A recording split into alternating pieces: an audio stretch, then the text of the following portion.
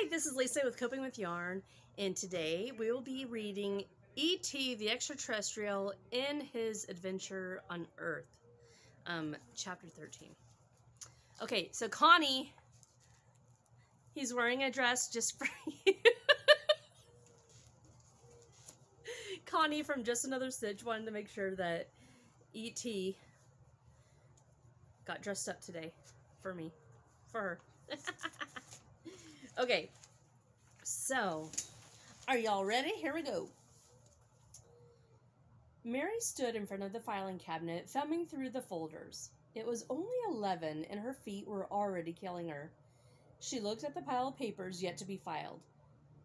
She would have liked to file them in the air shaft, a lovely, fluttering storm of correspondence.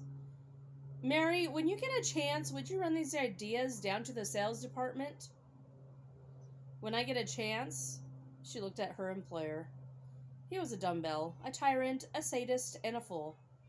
If he were single, it should marry him, so she could just sit down. Yes, Mr. Crowder, I'll get to it just as soon as I can. And while you're at it, could you? Yes, I'd be glad to. But I didn't tell you what it was yet. A puzzled frown came to Crowder's forehead. I'm sorry, Mr. Crowder. Hi, Mooney. I thought the filing cabinet was about to tip over. It does that occasionally. It does? If you open all the drawers at once. Crowder was temporarily sidetracked by this and stood gazing at the cabinet. She frequently wondered how, without qualifications of any kind, he had risen to the position he held in the operation. But more frequently, she wondered how she held the position she did, without going insane. She was thinking of quitting. Maybe she'd quit today and go to work in a gas station. Mechanics always seemed to have a sense of humor, especially when they were working on her car. You say, if you open all the drawers? Crowder was examining the cabinet. I wouldn't advise you to try. But we should. Fasten it to the wall, shouldn't we? Possibly more interesting, thought Mary, would be Mr. Crowder fastened to the wall and used as a bulletin board. I must tell maintenance about this. Crowder marched off, sidetracked until lunchtime. Mary spent it on a bench in the park, eating a submarine sandwich and massaging her instep. Beside her on the bench, an elderly woman was having a conversation with someone inside her shopping bag. Mary looked at her. She'd probably been a file clerk, and this is how I'm going to end up, having a meaningful relationship with a paper bag. She stretched her legs out and sighed. If only Mr. Wright would come along with his own Visa card. She closed her eyes and tried to imagine him. But she kept getting the image of someone no bigger than an umbrella stand, waddling toward her with a candy bar. Traveling on business, are you? Asked the fellow passenger at 30,000 feet. Ah, yes, said the microbiologist. A convention. Elliot opened his locker in the basement of the school and tossed his books in. Papers spilling out, notes falling in any old way. He stared dejectedly at the jumble, wanting to make some kind of effort toward learning. But schoolwork wasn't starshine. It was sledge. He swung the locker door closed and walked down the hallway. The gray walls of the school were as cheerful as jail, and Lance, Nerd of the Year, was coming toward him. He brought along a Time magazine mirror. He framed Elliot's face in it. The Boy of the Year, friend of presidents and kings and E.T.s.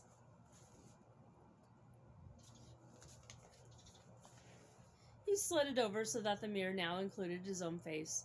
Of course, somebody else would be on there with you. We know who, don't we? Sort of pink with blue eyes. This tasteless speech, so typical of a nerdling, had the expected effect of making the flesh crawl. Elliot's was crawling, with a desire to kick Lance in the pants. Lance smiled, feeling that he was finally getting somewhere in the world with a space on the cover of Time. He could go straight from the 5th grade into the aerospace program and give advice on communicating with extraterrestrials. For wasn't his head beeping constantly with just such messages?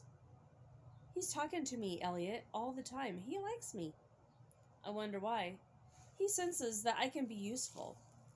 Elliot. Lance took Elliot by the sleeve. Do you realize that we're the most important people in this school at this moment because we're in touch? Lance's squinty eyes became more so like a nocturnal squirrel of the flying variety out in daylight. Elliot looked into those beady, watery eyes and had to admit the glow of E.T. was there. He couldn't kick Lance in the pants much as he'd love to. Yeah, right, Lance. It's true. We're in touch. Hey, I've got to go. He moved off down the hall, and Lance went his own way, both of them buzzing, but Elliot buzzing more so, and the buzz was not a happy one. The cosmic loneliness had returned in a wave that was coming through the wall of the school, tracing it to the source that was not a difficult matter. From the wall of the school, go across town, turn right, go up toward the hills, to the little collection of houses there, and enter one of them. In the upstairs closet, an elderly space voyager is sitting with his geranium, deep in despair. Extra-terrestrial, muttered the microbiologist as he was escorted down the hallway toward the briefing room. He turned to a colleague and stepped beside him. I'm sorry, now I signed into this damned roster. Oh well, said the fellow scientist, I needed a vacation. The government, said the microbiologist, can think of more ways to waste a man's time. They entered the briefing room, where the table was already filled, smoking curling overhead, scientific, military, and medical personnel seated together, their voices a low rumble. A soft jingle of keys announced the entry of the team leader, who walked to the head of the table. Silence came almost at once. Ladies and gentlemen, we won't keep you long. I know you're tired from travel, that you must rise before dawn tomorrow. The system of quarantine weren't employing is elaborate and will take considerable preparation. What sort of fellow was Keyes? This quiet man at the center of a cyclone that was gradually picking up speed? He'd had this odd dream as a child that a spacecraft would come to Earth and select him as the recipient of its advanced knowledge. He would then turn his knowledge over to humanity. The dreams of childhood seldom come true. Keyes' dream kept moving him into ever more recondite arenas of surveillance, until finally he was one of those who looked for that which was more obscure of all. A flashing light in that sky, a trail of vapor on the horizon, a trembling shape on a radar screen. Keyes became a man familiar with deserts and mountaintops, and spent most months on them, with a full map of stars overhead, through which the mystery sailed, maddeningly distant. But like every hunter who was diligent, Keyes gradually saw a pattern in the movement of his prey. He was outclassed in every way. He rode in a jeep, while his quarry commanded a comet of power. He had to be satisfied with Earth's technology, when the craft above him moved with inhuman grace. But habit seems universal, and Keyes discovered that even the celestial captain had one, which had to do with the cycle of Earth's vegetation. Gradually, Keyes came to this peculiar realization. The great ship arrived when things blossomed. So Keyes followed the blossoms, and now on his office wall was a photograph of the ship, taken close up as it had blasted off in the hills behind Elliot's house. Outside his office, the warehouse now buzzed with activity as more specialists arrived, and technicians and their backup teams. It was a trap that closed slowly, too slowly for Keyes, but every piece had to be in place so that the trophy wouldn't be spoiled. Within the warehouse was every available life support system. For a dead spaceman was not the prize. The prize was a living trophy, and Keyes had done all in his power to ensure that this one would be kept alive. Whatever shock it had sustained for a prolonged time in an alien environment. Keyes had the antidote. All that medical science had created, Keyes had in his warehouse whatever Earth had to offer. It would offer the stranded member of the alien crew. Keyes had not considered that too much expertise might be dangerous.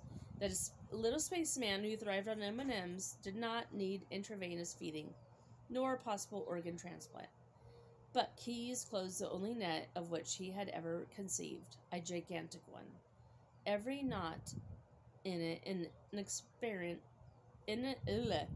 every knot in it an expert of some kind, and the entire thing able to restore life to a dead and frozen mastodon if it had to awaken any organ, rejuvenate any cell, sustain anything from any conceivable atmosphere in the universe. Hi, Mooney. I don't want a dead spaceman, was the order that went out continually to his colleagues and to the gathering crew. But already there was a smothering amount of equipment being assembled. If every one of the test wires that now dangled at the ready were attached to E.T.'s body, he would look like a telephone switchboard, and everyone in the warehouse wanted desperately to attach themselves to the creature they had heard about. Who wouldn't? Key's gigantic net was electric, incandescent, ready to be wrapped around a 3-foot-tall creature hiding in a closet, and somehow the creature knew. The geranium was drooping, as was E.T., head down, hands folded like a pair of dead squid in his lap. All hope for his communicator had left him. It had been running for weeks, and there was no answer from space. The crew of the great ship was far off, speeding fast, gone beyond recalling. "I'm dying, Master," whispered the geranium faintly. But the old botanist could do nothing. The plant was absorbing his emotions, and over those he had no control.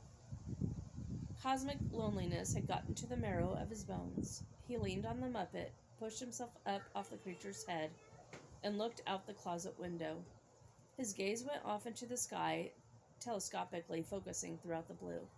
But there was no glint of ship, no halo of energy, no trail of vapor. A plane went by, trailing the advertisement of a nearby shopping mall, when a pair of orangutans would be an exhibit for shoppers that afternoon. He turned away in a short time. He too would be on exhibit, stuffed, shellacked, and set on a shelf. Perhaps a few varnished Oreo cookies would be placed beside him to show him what the creature fed. He opened the closet door and stepped out into Elliot's room. Warily, he took a path through the boys' piled-up clutter. Deeply depressed, he stepped into the hallway. Broken in spirit, he descended the stairs, duck feet flapping on the carpet runners. He stood in the downstairs hallway, feeling the inner pulse of the house. It was a chaotic, crazy place, but he loved it. How he wished he could bring riches to it, and the answer to everyone's dreams.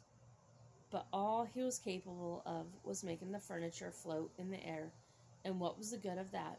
It would only make it difficult to get into a chair. He shuffled down the hallway, his form no taller than the umbrella stand. It was giving him a complex. But what with all his other problems, what did it really matter? He entered the kitchen and opened the refrigerator. What could an extraterrestrial eat today? He had a strange urge to eat Swiss cheese. "Moo," said the cheese. "Moo," said the ancient guest, and made himself a sandwich with mustard. What will I drink with this creation? He wondered, and finally chose a bright bottle. He sat at the kitchen table, dined, and drank. His tongue ran a quick analysis of the components of the beverage: malted barley, hops, adjuncts of rice, and corn. Should be perfectly harmless. He drank it down and found it much to his liking, and drank another. E.T.'s getting plastered. The sun splashed its light across the kitchen table, and he gazed at the window. It appeared to rotate slightly, first left, then right, with a peculiar sensation. He opened another bottle of the beverage and poured it down his throat, non-stop, enjoying the little gurgling sound it made. Then he stood and found he could not walk. "It's happened," he said to himself as he clutched the edge of the table. "The gravity of Earth is finally weighing me down." His knees buckled, and just as he feared they would when the time came, when the pressure grew too great for his frame. His feet was going in opposite directions, His ankles felt like mush. He bumped into the stove, bounced back, crashed into the doorway. His hands flailed around limply in the air, wrist joints apparently in deterioration too. He staggered into the living room, stomach dragging over the rug and somewhat lower profile than was as usual. He wished he had wheels on his stomach. He imagined them, one on each side with reflectors on them. He switched on the TV set. Reach out, sang the TV. Reach out and touch someone. He stared stupidly at the screen, eyelids blinking slowly. The telephone rang. He reached out, his squid-like hand gripped the phone as he had seen Elliot do, and picked it up, and from within the instrument came the voice of a woman, whose voice pattern was like Mary's, but older, naggier, and somewhat nutty. Hello? Mary? I only have a minute, but I want to give you this recipe I know you'll love. It has things in it you should be getting more of with, your unbalanced diet. Reach out, sang the TV. Reach out and just say hi. Say hi, said the drunken old goblin. Elliot, is this my little angel eyes? What are you doing home from school? Are you sick? This is your grandma, honey. Spell mechanic. You should be in bed, Elliot. You get right back into bed this minute. Ask your mother to call me later. Call me later. You get better, sweetheart. Stay warm. The scattered-brained old zany maid's kissing sounds into the receiver. The potted old botanist returned them and lowered the phone back to its base. He opened another bottle of beer. Dang, E.T. and put his feet up and continued watching the TV screen. Humming drunkenly to himself, he tapped his feet back and forth against each other. Forgotten was the fact that his telepathic cinder was on full force, and that flowing from his very pickled brain was a very plastered wave. It swerved around the room, bumped through the wall, and sailed off across town, looping and swaying until it reached the school, where it paused once and then charged. Elliot was leaning in over the biology work table with a tipsy, wobbling wave hit. The teacher was speaking. Now, in front of each position is a glass jar. I'm going to come across and put a piece of cotton soaked in ether in each jar, and then we will deposit our frog into the same jar and wait for it to expire. Elliot swayed, sank forward, and put his lips to the bottle. He began making space noises, indefinable but most definitely befuddled, like the ones that soused old Space Warp was himself making at that very moment. Burbles, babbles, and bleats. The comedian, said the teacher, will please silence himself. This Elliot attempted to do, but the room seemed bent out of shape, and so was he. Trying to compose himself, he looked at the girl next to him at the table, a certain Peggy Jean, who seemed to have enjoyed his noises of the previous moment. She gave him a faint smile, and he returned it, lips feeling as if made out of silly putty. Very well, the teacher prepared the cotton, soaking it with ether. Elliot returned his gaze to the frog bottle. The frog was looking out at him, and for the first time, Elliot saw that E.T. himself looked very much like the frog. A short, squat space traveler in a jar, staring helplessly out. You're not going to kill that poor defenseless thing, are you? Said Elliot. I am, said the teacher. Meanwhile, back at the TV set, the short, squat space traveler was watching an afternoon soap opera. Harvey the dog had come in through his doggy door and was sitting beside E.T., hoping in dumb, doggy fashion that the monster would give him further instructions in the ways of space-time, and some of his sandwich. On the TV screen, the soap hero had just bent the soap heroine over and was presenting her with a passionate kiss. E.T. looked at Harvey. Harvey gave a low, cowering whine. The besotted old monster reached out, embraced the muddled mongrel, and placed a kiss upon his snout. Elliot turned to Peggy Jean, bent her backward over the desk, and placed a passionate kiss upon her lips. The teacher went berserk with some justification, For now, Elliot was running from bottle to bottle, releasing the pop-eyed prisoners, who did not hesitate to vacate the premises at once, hopping along the floor and out the door. "Heel!" cried Elliot, quite out of his mind by now, and speaking biblically. Perhaps he was tuning into other waves from special interest TV channels. In any case, he was running through the classroom shouting, "Out, you poison demons!" "In the name of God!" which advised the last lingering frogs took by catapulting leaps to the windowsill. Tyler stretched out his long legs under the work table and shook his head sadly. For the first time since he had known Elliot, he sort of felt sorry for him. Elliot had changed, wasn't a stingy little rat like he used to be. In fact, he was almost a good guy, except he was flipping out. Sir, said Tyler, trying to divert the teacher from Elliot. "A frog just hopped in your lunch bag." The teacher swerved from his course, grabbed the bag, and shook it, spilling out his sandwich, the contents falling into a formaldehyde solution, ham and cheese sinking down, instantly pickled. Gross. No frog was visible, the last ones being assisted off the windowsill at the back of the room by Greg, who was foaming at the mouth with excitement. The frog sailed through the air, followed by a perfect floating spit bubble radiant in the sunlight. Elliot was dragged from the room by the enraged teacher. Steve took out his winged hat, put it on, and wiggled the wings. "Suspension for sure," he said, and gave more deep thought to the things that could happen to you when your kid sister got in control of your life. The real control behind Elliot's fit of madness was just now drunkenly switching channels on the TV set. E.T. plastered out of his mind, settled back into the living room chair, his short legs sticking straight off into the end of the cushion. The news came on, spoiling the afternoon with an account of a mine cave-in. "The south tunnel collapsed," a dust-covered rescuer was saying into a microphone. "I think we have everyone out, but these men are in critical condition." A close-up of the injured miners would flash to the afternoon world. In his easy chair, the tipsy little goblin lifted his finger.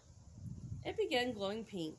The injured men leapt off their stretchers, and they threw their arms around each other, crying with amazement as they held up their healed arms and legs. The spaceman opened another bottle of beer. Elliot's teacher dragged him down the hall, fed up with his behavior. A biology teacher's life is no bed of roses. The hordes of pimply adolescents he dealt with each day had pretty much shattered his nerves. On occasion, he thought of putting his own head in the ether. Certainly, he would have liked to put Elliot's in the solution. Fighting down his homicidal urge, he settled for turning Elliot over to the principal, with hopes that the principal would flog him, or have him flogged.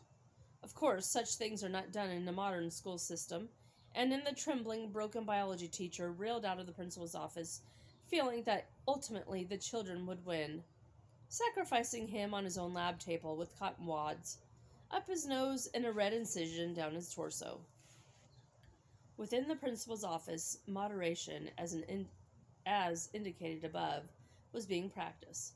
The principal, a forward-thinking educator, took out his briar pipe. That's something you don't see anymore. Lit it and attempted to produce an atmosphere of mutual confidence. "Tell me what it is, son. Pot? Quaaludes? Angel wings?" He extinguished his match and puffed gently. Your generation, my boy, is going to hell in a handbasket. You have to take responsibility for your life." The principal was off and running, and he enjoyed the sound of his own voice as much as the next person, and the fact of a completely captive audience, Elliot, who dared not move, was reassuring to him. He flogged the boy with cliches, strings of them, taken from television, newspapers, boring professional journals, and the sparkling shallows of his own mind. Understand that in this day and age, one must pull himself up by his own bootstraps. This pipe sent out contented little puffs. The world was firmly in place. Rebellious youth would soon see that it did no good to rock the boat. "You can't fight the system, son. It doesn't get you anywhere. It doesn't make sense." He pointed with his pipe stem for emphasis. His predecessor in the office had been a sexual offender. retired early after several private incidents in the supply closet became public. He had rocked the boat. The office of principal now, however, was stable. A predictable atmosphere prevailed.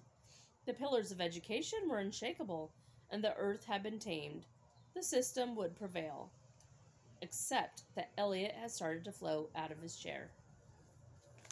It was E.T.'s fault, of course. His drunken wavelength was still acting up, bouncing around the principal's office, and finally, as seen now, buoying poor Elliot upward like a loose cork. Elliot gripped the arms of the chair with all his might and forced himself back down. The principal didn't notice, thought the boy was merely squirming. This fairy tale approach to life you and your friends have is costing you valuable time. Do you see what I'm driving at? He went on jawing, oblivious of Elliot, captivated by his own drone. The world is a known quantity, son. Stop looking in the cobwebs. Stop daydreaming about things that don't exist. This, I think, is the root of all your problems. The root of Elliot's problems was that he was being uprooted from the gravitation of Earth. The tipsy wave was under his bottom again, playfully bearing him upward, with a force that now broke Elliot's grip on the chair. Without further notice, he floated up to the ceiling of the principal's office. The principal was cleaning his glasses, gaze averted as he held the lenses to the light, and droned on. Predictable behavior, my boy. Do you know what tremendous advances have been made because mankind found that matter behaved in predictable ways? He looked toward Elliot's chair. Elliot was not there. He was floating at the ceiling. A fact discerned a moment later by the principal, whose eyeballs grew considerably more convex at the discovery. He pressed back deeply into his swivel chair, tightened fingers popping the lens out of his glasses. A lifetime of cliches seemed to be raining over him in a shower of tinkling noises, as if a skylight had collapsed on his head. His nose was swelling, perhaps it was gonna bleed, and his mind felt like a sock suddenly turned inside out. He signaled for silence, but no one was speaking. It was just a boy, floating on a ceiling that made his ears ring as if anvils were going off in them, as if multitudes were shouting, as if a train had just passed over him, wheels clickety-clacking. He collapsed deeper into the chair, and like Harvey the dog, a whining noise escaped his lips. Elliot slowly descended into his chair once more. May I go now, sir? Yes, please go. The principal waved him away and swiveled slowly toward the window where the sunlight danced. Then he swiveled back, opened his confiscated drug drawer, and swallowed a handful of Quaaludes. The good old 80s.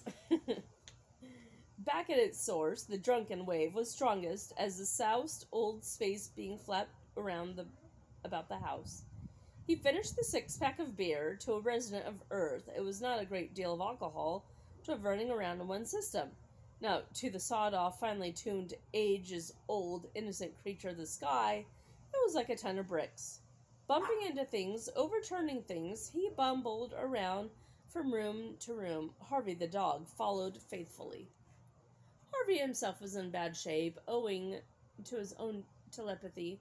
His normally balanced dog trot was now a half-loaded stagger that the poor beast slid under a chair, crawled out with his effort, and then fell splay-legged under the sofa. What's wrong with you? Asked the old monster. Can't you walk straight? Walk like me. E.T. demonstrated, rolling over the hassock. Dogs generally enjoy foolish behavior. But Harvey was seeing little soup bones floating all around him, along with spaceships labeled Kid L Ration. Blinking on and off, he bit at them, only to find, to his frustration, that they were not there. E.T. rolled back and forth on the hassock a while, then pushed off and tried a few disco steps Gertie had taught him, and as he sang, accidents will happen, Pen. He sang on key, but he did something to the tone values, so that radiant over echoes filled the air. Oh, Dexter came out to say hello. Hi, Dexter. Hi, honey. He sang on key, but he did something to the tone values, so the radiant over echoes filled the air. Harvey whimpered, hearing great long caverns of stone, hone in far-off worlds where little monsters came and went. But it's only rocks and rolling. The monster swayed, attempting to hustle his bowling ball of a stomach. This bizarre display of dancing proness might have gone on longer, except for Mary returning home. She came through the front door, leafed through a magazine at the mail table, then stepped toward the kitchen. The aged space hero decided the time had come for presenting his love to her. He could hear her, feel her every thought wave. She was ready for a mature creature like himself. He stepped into the hallway. Harvey thought, being bombarded by strange dreams himself, knew this was madness. He leapt after E.T., and just as Mary turned their way, the dog went up on his behind legs in front of the monster and sat begging, tongue out, straining every part of its dog body to block the space monster from Mary's view. As stated previously, E.T. was not an overlarge being, about the height of an umbrella stand, and Harvey was able to cover this much with his own pawing, begging, tongue out form. "Why, Harvey," said Mary, "I didn't know you could beg so well. Did Elliot teach you that?" The dog nodded. "But I don't feed you till later, Harvey. You know that." Mary walked off, back down the hall and out the door to her garden. Harvey collapsed from his excruciating beg posture. Never one to overexert mind or body, he had fully enjoyed his performance. He looked at the old space monster, and the old monster looked at him, and looked past him toward the door to the garden. E.T. had decided it was senseless to hide his wisdom from Mary, and that now was the hour to win her with song, story, and cosmic finger signals. Of the more intimate kind. He pushed Harvey aside. The dog gravitated and came down 2 steps to the right, just as Mary came back in with an armful of flowers. Harvey leaped in front of E.T. and whipped his tail with much force. E.T. had 1 foot off the floor, eager to go forward, off balance in this way, and half crocked or more, he was knocked across the hall by the swiping tail and through an open doorway. Harvey again assumed the beg posture, knees killing him, but holding it anyway as Mary stopped, covered in blossoms, and seeing nothing. "Harvey, you're certainly active today." She turned and looked at him. "Did Michael put speed in your elbow?" The dog nodded. Mary continued on by and set the flowers on the kitchen table, where she picked up an armload of dry cleaning, sold it over her shoulder, and headed for the stairs. "Hi, Happy!"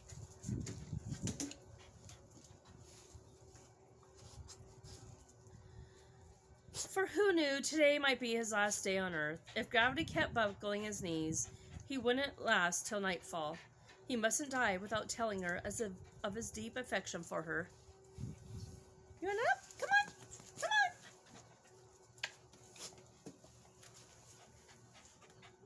He struggled back into the hallway and headed for the stairs. Harvey bounded alongside him, tongue out.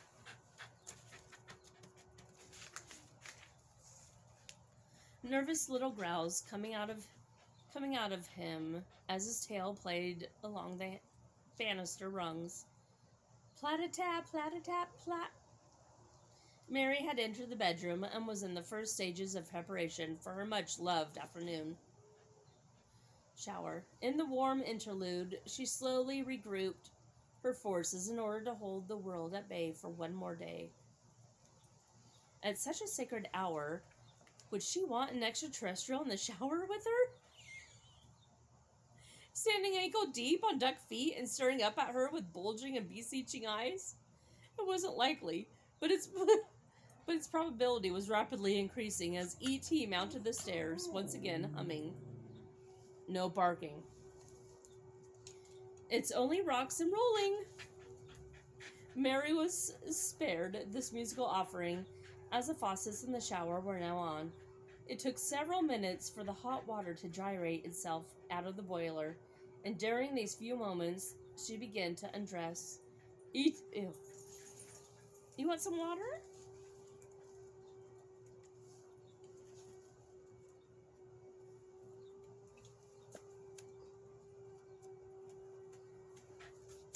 Ugh. Okay.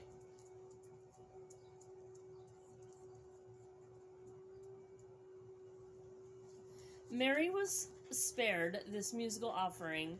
As the faucets in the shower were now on, it took several minutes for the hot water to gyrate itself out of the boiler, and during these few moments she began to undress. E.T. was just passing Mary's bedroom, and he looked in, and the plants keeled over. Limp, possibly loaded, certainly confused. What was the ancient flower master doing? The plants felt a vibration like the legendary swarms of bees from Venus, swarming from the ancient master's brain. He continued down the hall toward the bathroom, vibrations of bee sound preceding him. Its point headed for the bathroom door. Harvey cowered down, paws over his snout, as he was not allowed in the bathroom ever since eating the bath mat. But the slamming bathroom door, the click of its lock, relieved the poor beast's anxiety. E.T. stopped in the hallway outside it. The bee squadron of Venus circled once, signaled with a brilliant light, and departed in a blur. The elderly voyager shuffled back to his closet and fell into the pillows unconscious. Keyes did not know that he was already strangling his prize, that the array of elegant medical machinery in his warehouse had been sensed by E.T.'s telepathic beam, and the signal filled the little being with heaviness. E.T. could not tell precisely what the signal meant. This varied pattern of light, this network of probes that kept assaulting his peripheral consciousness, but it had shown him into melancholy, into depression, his body filling with 1,000 vague anxieties, which his drinking bout did not dispel. Even as he lay in the closet, sprawled out, unable to lift his head, he could feel mechanical arms reaching out toward him, embracing him, holding him fast. He slept fitfully, with terrible visions troubling his dreams. The source of these dark visions, a certain nearby warehouse, pulsed with its accelerating mission. Keyes was exuberant, buoyed up by a vision of approaching triumph. His crew swirled around him in a kind of exultation. An important moment for Earth was approaching. Keyes knew how important, for he had somehow touched the telepathic field of the civilization that had created and manned the ship.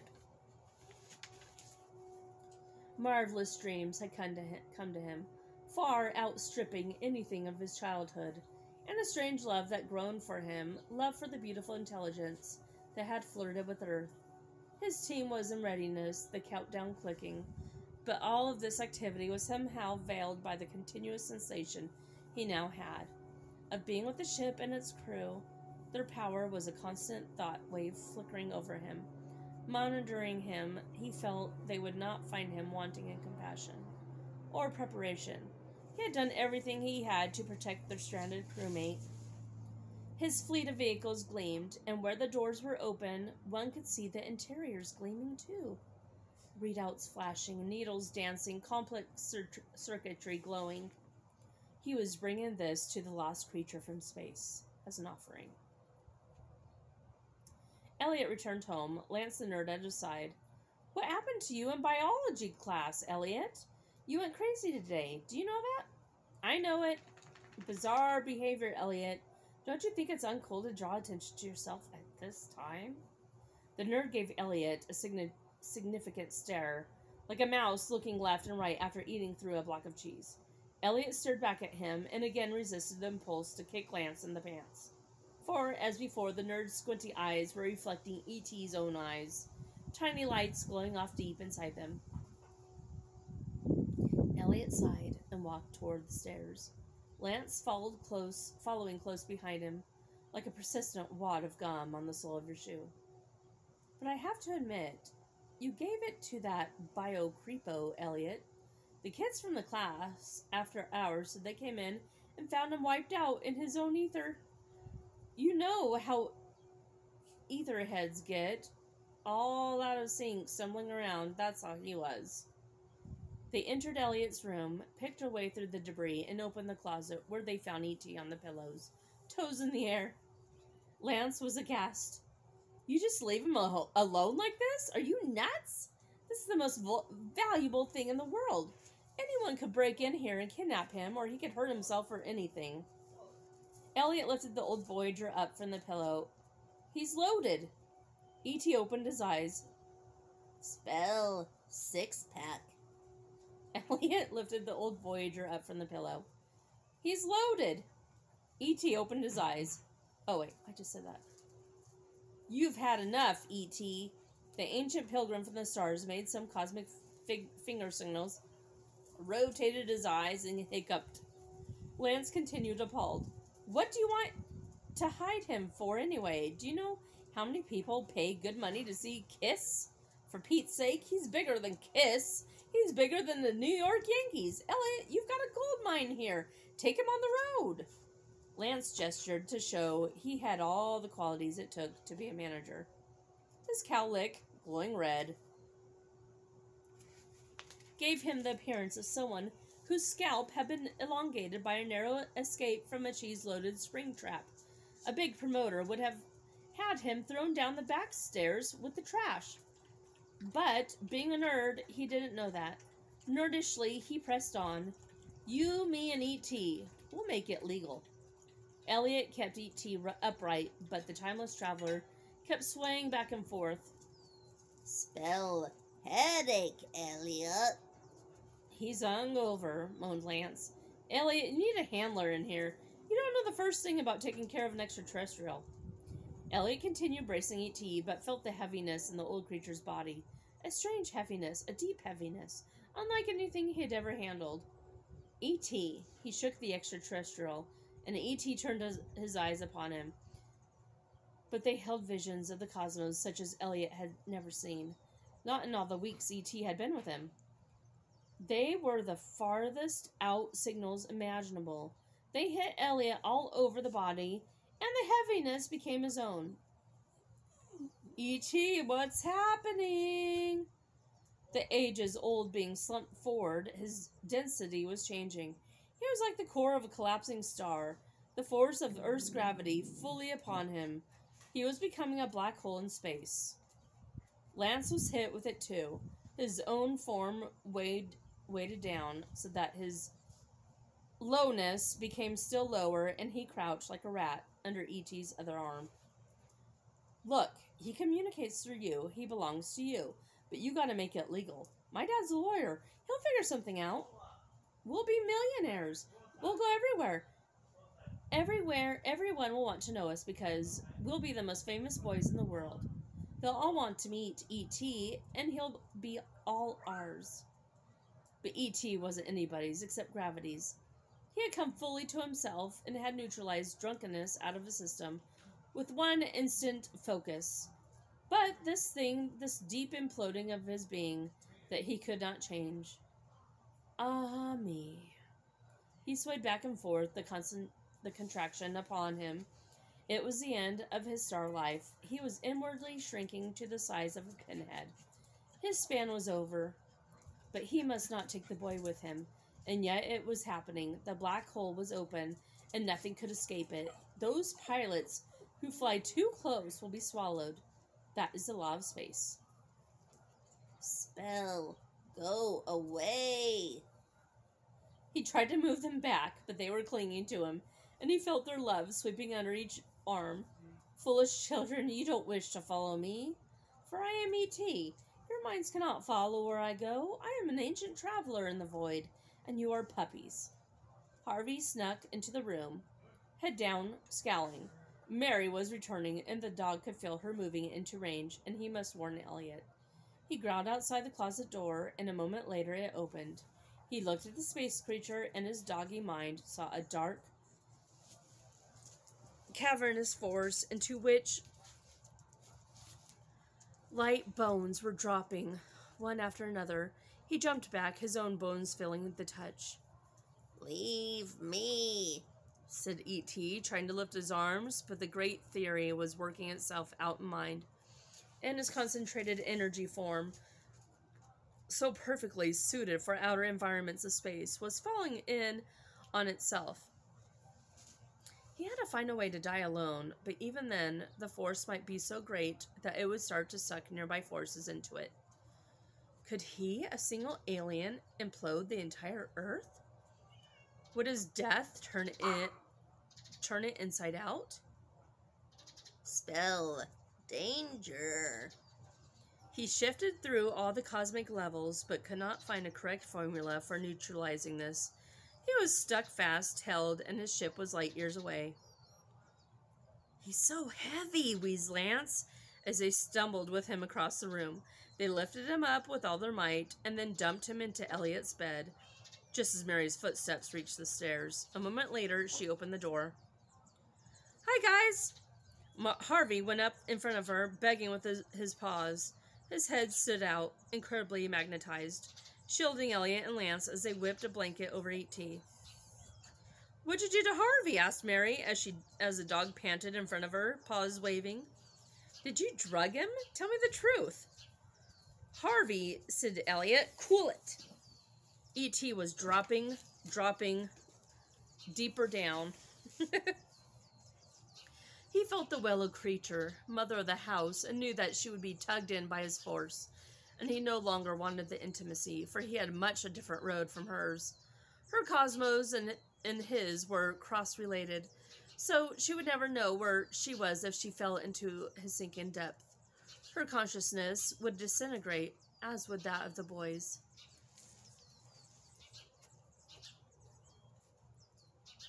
If I don't get up. Spell get up. But he couldn't move. He could only listen to the alien tongue of Earth. "How was school?" "Fine. Want something to eat?" "We'll be down in a minute," said Elliot. "Do you have any Swiss cheese?" Lance was in need of a fix. His head seemed very weird all of a sudden. He felt himself dropping through something deeper than he had ever dreamt of. It was like that night on his bike, but in reverse. Then he felt he could almost fly, and now he felt caught in dark, sticky substance that only Swiss cheese could control. "Somebody ate all the Swiss cheese already," said Mary, looking at the little nerd suspiciously. She knew something was up with these guys. It was tugging at her mother's intuition, but she didn't want to push it. And she had a sudden splitting headache. God, she hoped it wasn't early menopause. That was all she needed. She walked out of the room, and Elliot quickly turned back to E.T. The old wanderer's arm had fallen out from under the blanket.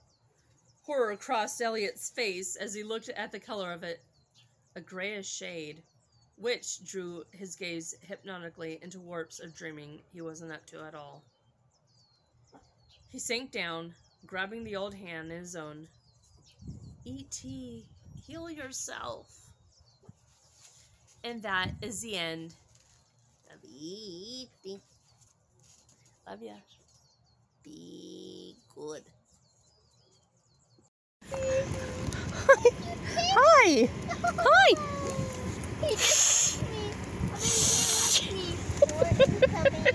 Hi! Oh, look at his little face. A baby deer licked me. Oh, you got licked too?